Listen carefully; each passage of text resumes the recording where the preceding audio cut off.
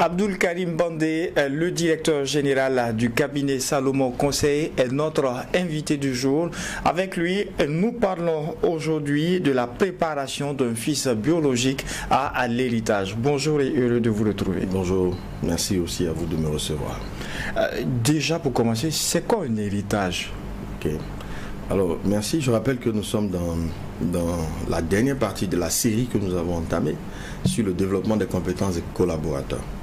Et donc, l'héritage, c'est ce qu'on va laisser à nos ayants droit, c'est ce qu'on va laisser aux autres. Lorsqu'un jour, on sera obligé soit d'arrêter de travailler ou de partir. Qu'on le veuille ou pas, il y aura un jour où on va arrêter de travailler, il y aura un jour où on sera obligé, en tout cas, d'aller voir ce qui se passe de l'autre côté de la vie.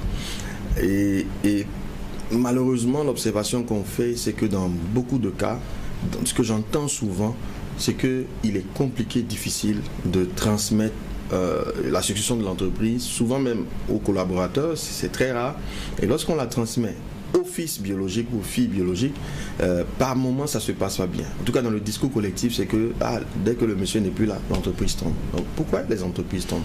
Alors c'est des questions que je me pose, j'ai pas la réponse, j'ai pas encore transmis d'entreprise à mes fils, mais je lance le débat ici et je donne mes hypothèses parce que c'est un sujet sur lequel je réfléchis et je crois que notre problème c'est toujours très souvent parce qu'on se pose pas les bonnes questions, on va pas à la recherche de l'information. S'il y a des personnes qui ont réussi à transmettre des entreprises, à transmettre de manière générationnelle des entreprises, c'est qu'on le peut aussi. Allons trouver la formule, étudions leur approche et puis on verra que peut-être qu'on y arrivera également. Dans le cadre d'un legs à son fils biologique, est-ce que l'héritage est uniquement matériel? Ici, vraiment, je me focalise sur l'entreprise. Maintenant, on va voir, pour transmettre une entreprise, l'entreprise n'est même pas matérielle avant tout. L'entreprise naît dans l'idée, dans la pensée. Elle est d'abord une vision, elle est des valeurs. C'est là que ça commence. Et c'est ça qu'il faut transmettre. Pour moi, même le chaînon manquant dans le processus de transmission, ça reste celui-là. Quelles sont justement en ce moment les valeurs qu'un père devrait transmettre à son fils en vue de l'héritage? Alors, le principe de base et ce qui manque chez la plupart des individus, c'est de définir même d'abord sa vision. Qui suis-je? À quoi je réponds? Pourquoi je crée une entreprise? Je vous dis, dans la plupart des entreprises, il n'y a pas de vision formalisée. Et la vision, c'est deux choses. C'est la finalité, ce pourquoi on existe, et c'est les valeurs. Et les valeurs, on ne les invente pas. Ce n'est pas un consultant qui doit venir faire un exercice, je ne sais pas comment le qualifier, mais et puis vous sortir comme d'un chapeau vos valeurs. Non, les valeurs se découvrent, vous les avez déjà. Il faut les formaliser. Je l'ai répété ici plusieurs fois. Un célèbre auteur qui a fait une étude aux États-Unis de Harvard sur les entreprises qui étaient centenaires, donc qui avaient été héritées, et souvent par 2-3 générations. Et il a étudié dans le monde entier, et il s'est rendu compte que toutes ces entreprises avaient ce qu'ils appelaient des valeurs fondamentales. Il y en avait au moins 3. Et ces valeurs ne changeaient pas, quelle que soit la personne qui héritait de l'entreprise. Que ce soit un fils biologique ou que ce soit une personnalité qu'on avait recrutée pour piloter l'entreprise, les valeurs ne changeaient jamais. Ces 3 valeurs ne changeaient jamais. Et du coup, pour moi aujourd'hui, l'exercice que chacun devrait faire, c'est comment identifier ces 3 valeurs fondamentales. Au moins 3. Il y a maximum 5. On ne peut pas avoir toutes les valeurs on peut avoir beaucoup de valeurs, mais les avoir de manière fondamentale. Fondamentale veut dire, ce sont des valeurs que vous ne devez jamais remettre en cause. Ce sont des valeurs que vous devez travailler à transmettre à vos ayants droit, non seulement à vos collaborateurs en entreprise, mais à vos propres enfants. Il faut des exercices pour ça. Des exercices, mais d'autres poseront la question, à partir de quel âge est-ce qu'on peut commencer à préparer son fils biologique à cela? Moi, je pense qu'il faut commencer même avant sa naissance. Absolument, puisque vous savez que vous devrez avoir un enfant. Vous devez lui donner une destinée avant sa naissance. Ça commence dans son nom. Quel nom vous lui donnez? Parce que le nom traduit. Dans l'histoire de l'humanité, on voit des gens qui ont porté des noms et ces noms ont traduit qui ils étaient. Donc, dans le nom que vous leur donnez, dès les premiers jours, depuis qu'il est dans le monde de sa mère, il faut le préparer. Et après, au fur et à mesure qu'il prend conscience, l'exercice doit se complexifier. Donc pour moi, non, il n'y a pas un moment. Ça doit être vraiment inscrit dans la durée. Un roi, il sait que son fils doit être prince. Ce n'est pas une question qui se pose. Ouais. Il naît prince pour destinée de devenir roi. Donc il est préparé même avant qu'il naisse. On a déjà un plan, on sait ce qu'il doit faire, on a un parcours pour son éducation. C'est la même chose. Si vous avez quelque chose à transmettre, vous devez concevoir cette transmission à l'avance. Là, on parle d'un aspect où l'éducation financière et entrepreneuriale va s'installer à un certain moment. Quel est l'âge pour pouvoir parler d'éducation financière avec un enfant et le préparer aussi Je donne un exercice, une observation que je fais. Notre système est tel qu'on dit à l'enfant va à l'école et on le coupe totalement du monde économique, du monde de l'entreprise. Il fait le primaire, il fait le collège, il fait le lycée, il fait l'université. Et un jour, on lui dit va travailler. Il ne sait même pas ce que c'est. Parce qu'il y a une rupture entre son éducation et le monde du travail. Il aurait eu des stages peut-être. Absolument. Il faut lui permettre de vivre l'entreprise très tôt. Et c'est là où je salue encore les commerçants. L'enfant va à l'école le matin, le soir il fait au moins 1 heure de stage en boutique. Et je l'ai vu en Chine. Tous les commerçants ont le même mode opératoire. Oui, il faut aller à l'école, mais il faut toujours venir pour que l'enfant switch entre les deux univers. Mais l'enfant qui a eu exclusivement à l'école, et puis après on lui dit va pratiquer, il ne sait pas dans quoi il rentre. Pour beaucoup, c'est de la désillusion. Parce que la famille est très protectrice. À l'école, on se préoccupe de lui mettre du savoir. Mais le savoir-être, le savoir-faire, ça manque. C'est en entreprise que tu découvres ça. Et pour beaucoup, c'est une rupture. Mais celui qui a eu l'occasion de faire les deux durant tout son parcours se prépare. Et faire les deux, ce n'est pas forcément une entreprise formelle. Pendant les vacances, on est bientôt en vacances là, permettez à vos enfants d'aller assister peut-être le garagiste du quartier. Il va apprendre quelque chose. Permettez à votre enfant d'aller chez le menuisier, d'être serveur dans un restaurant. Et ça se fait en Europe. Il n'y a pas idée pour un jeune homme de ne pas faire quelque chose pour découvrir l'univers du travail. L'essentiel est de découvrir l'univers du travail, qu'il n'y ait pas de rupture entre son système d'apprentissage scolaire et ce qu'il va faire de ce qu'il apprend plus tard. Parce que s'il n'arrive pas à faire la jonction entre les deux, dans mon livre j'en parle, la connaissance, la sagesse et l'intelligence. Si vous ne pratiquez pas ce que vous apprenez, en fait, vous ne comprenez pas ce que vous faites. Et c'est le problème de notre système éducatif. Est-ce qu'il n'y a pas aussi un risque? Vous avez pris l'exemple d'un commerçant qui, après l'école, en cours de journée, prend son enfant pour 1 heure ou un certain temps en boutique. Est-ce qu'il n'y a pas ce risque que l'enfant, en apprenant que pour 2 heures de concentration dans une boutique, je peux avoir ça économiquement, alors que je passe 48 heures ou 1 semaine à l'école, je n'aurais pas ça. Pour moi, il ne faut pas permettre à un enfant d'avoir l'accès à l'argent.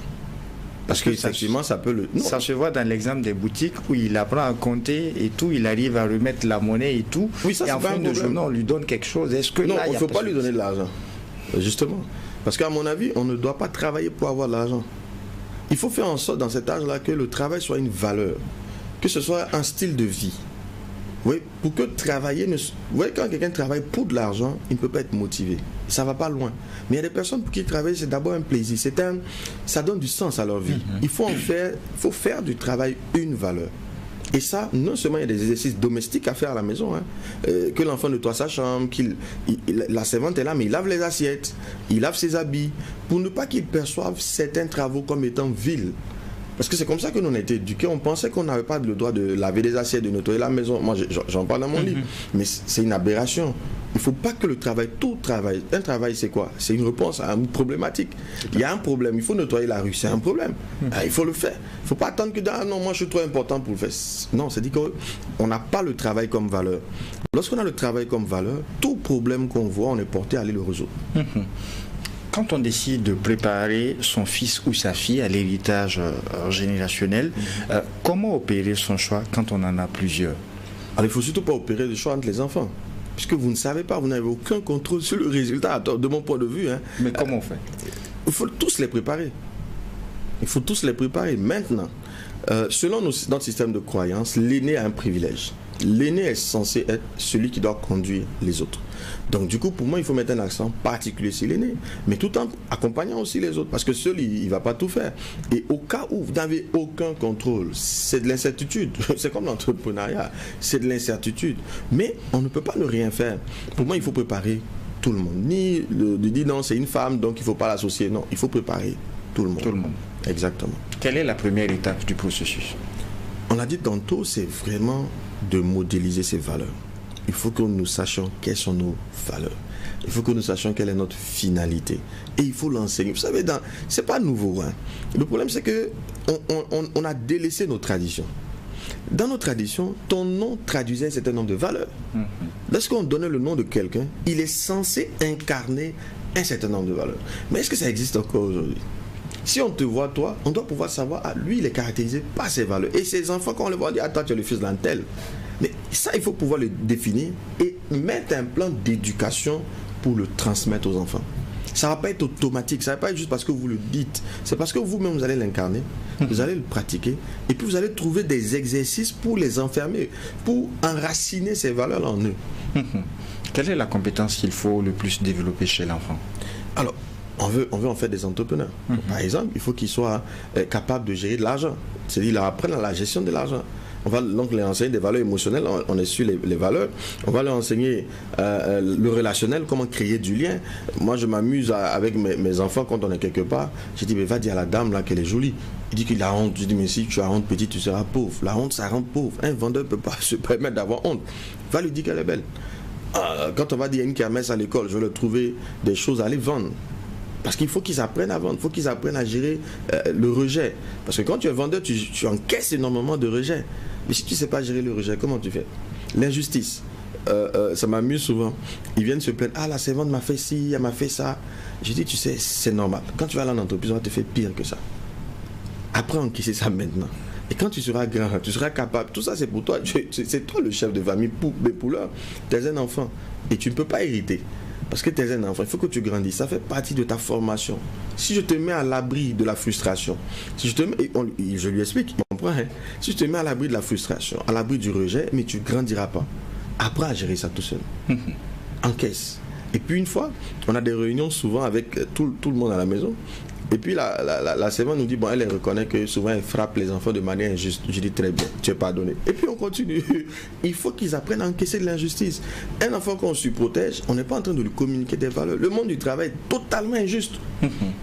C'est un monde, moi c'est là où nous tous on découvre l'injustice pour la première fois, c'est en entreprise.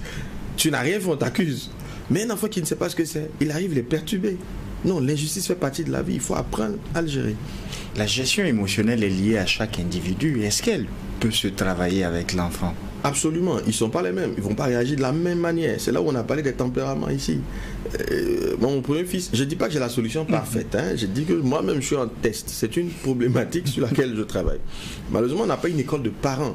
Et il faut apprendre à devenir parent. Et c'est pourquoi moi je compte écrire un livre sur ce sujet, hein, parce que j'observe, je pose des questions, je lis, je recherche. Mais je suis en train de dire que mon premier fils est sanguin, mon deuxième est colérique, ma troisième doit être colérique aussi. D'accord? Ils ne réagissent pas pareil.